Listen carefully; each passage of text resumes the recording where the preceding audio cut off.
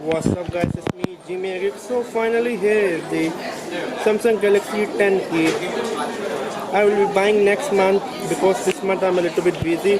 So a lot of you are asking me what is my opinion on the Samsung Galaxy 10e. Should you buy 10e, should you buy 10 or should you buy the 10 Plus? Personally I like the 10e. It's one of the most compact phone. As you can see in my hand, it's a very compact phone. I mean, to be honest with you, I literally love it. I mean, one hand use, the fingerprint scanner is on the side, as you can see by yourself.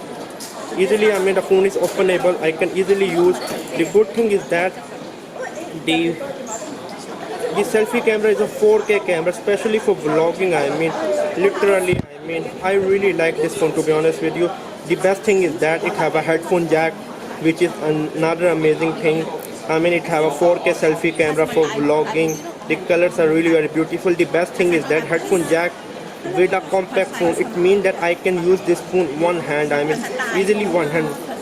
You will think, should you buy the 10e or the regular Galaxy S10? I don't like the regular S10 because you can see if the phone fall down. I don't like this curved display. I like the flat display.